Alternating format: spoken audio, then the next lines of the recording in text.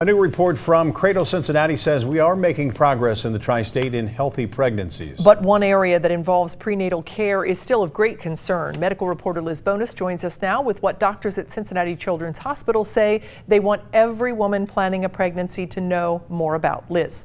Hey guys, good evening. The numbers were very small, but Cradle Cincinnati discovered that there's been a slight rise in baby deaths in our area related to birth defects. Now, while they are still digging into these numbers to know why, they say it's important for anyone planning a pregnancy to know there are a few simple steps all moms can take to reduce these odds to have a healthy baby and, of course, a healthy child for life.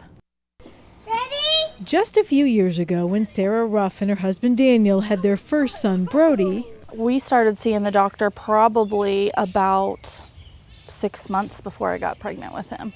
this year, before baby Lincoln was born, Sara did the same thing.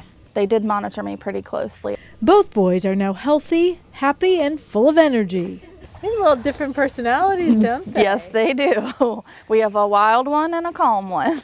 And healthy kids, Dr. James Greenberg says, may be linked to early prenatal care. He admits sometimes it's hard to understand the value and what it's really accomplishing.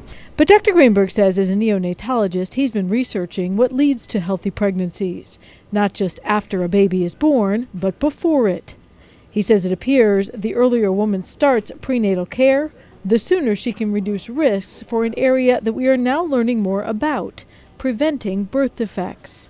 And while he points out that there is a lot we don't know about this area of research, just finding out a little information could make a big difference in saving a lot of little lives.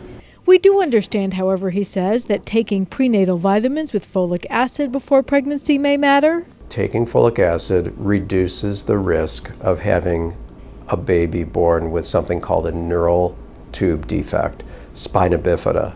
And so can something else. And that is having normal blood sugars, what we call glycemic control, at the time of conception.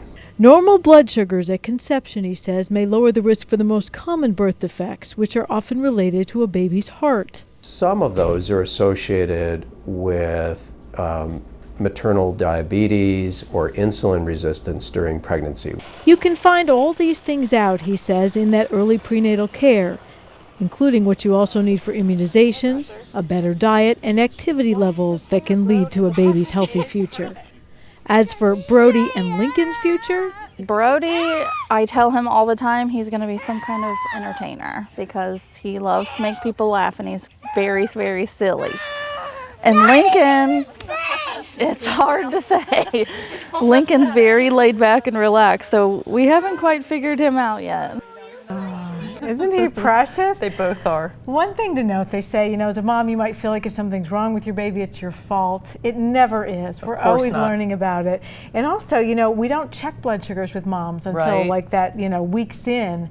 And maybe what we should be doing, he said, is asking for that when you first visit your doctor. Right. What a difference That's that the could make. takeaway that I got from that is if you're even thinking about getting pregnant, now's the time to get in, get checked, check the blood sugars. They call it the 13-month pregnancy. You don't want to be pregnant any longer, but getting that could make all the difference. Good point. Yeah. All right. Thank you, Liz. Thanks, Kim.